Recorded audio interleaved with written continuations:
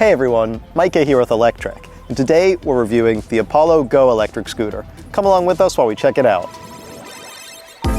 The Apollo Go isn't Apollo's cheapest scooter, but it's close. Apollo is definitely known for their design chops, and that usually comes with a significantly higher price tag. But now Apollo is hoping to offer something for the more budget-minded scooter shoppers among us. With an MSRP of $1,299, they have had to cut some of their more high-end features and reduce the performance compared to their flagship scooters, but you're still left with some pretty decent specs. Let's start there with the spec sheet. As a quick overview, we've got a dual motor setup with a modest 350 watts of continuous power in the front and rear motors.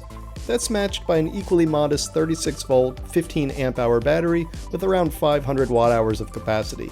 That's not huge, but it is enough for around 20 to 30 miles of real world range. You can eke out more in low power mode, or you'll be on the lower end of that range if you're cruising around at the scooter's top speed of 28 miles per hour all the time. Though to get that top speed, you've got to register the scooter through the app. I tried riding without registering it, and the scooter let me do it, but only up to 12 miles per hour or 20 kilometers per hour, which is kind of a letdown, especially for those among us that don't want to hand over our emails and data just to ride your own scooter. But at least the reward for your data is some serious performance, with those dual motors really pulling you off the line. And to bring you back to a stop, we've got a single mechanical drum brake in the rear, which is fine, but the real stopping power comes from the regenerative braking. That's the other paddle here on the bars, and it takes some getting used to if you've been riding a normal braking scooter your whole life, but the regen is quite strong and you can pretty much get by without even touching the mechanical brake lever most of the time. Okay, so those were the basic specs. Now let's talk about the ride. The ride was generally great, though my first impression wasn't. First off, the scooter came with sort of notchy steering, which is a shame since that's pretty much an indication of quality control. Notchy steering is usually caused by an imperfection in the bearings, or the bearing race in the head tube, or sometimes even an over-tightened headset. But either way, it's not something that should leave the factory or arrive like that, with steering that sort of clicks into place near the center line. It wasn't terrible, and it was definitely still rideable, and yes, it does happen occasionally, but out of all the scooters I've reviewed over many years, I've only seen it 3 times, and twice were with Apollo, so that's a bit of a bummer. Hopefully they focus a bit more on that quality control leaving the factory, because the rest of the scooter is really high quality. Take that folding mechanism there. It's beefy and chunky, and it latches nice and strong. That rubber safety strap seems a bit frivolous, especially with how strong the main latch is, but sure, why not?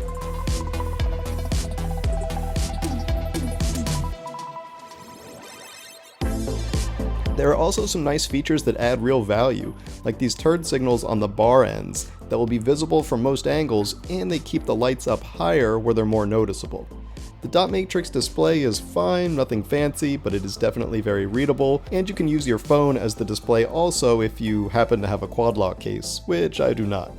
Moving further down the scooter, the suspension is pretty good for an urban scooter. I wouldn't take it off-roading, but between the decent suspension and the 9-inch pneumatic tires, it should handle most urban settings well, though any scooter of this size is going to get a bit bumpy on seriously pockmarked roads.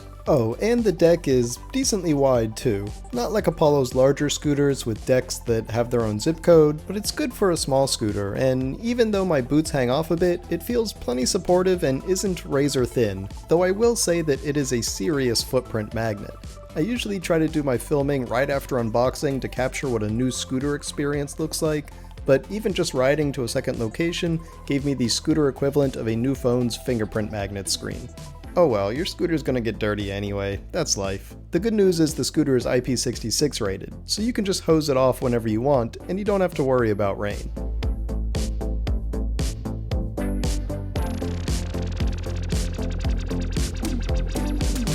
Okay, so let's sum it up. The scooter is definitely powerful. The 28 mph speed is great for long straightaways, and Apollo has always offered us nice designs. The $1,299 MSRP definitely is not cheap, but hey, at least you're not paying for gas anymore, right? And compared to other 28 mph scooters with full suspension, it's actually a pretty decent price.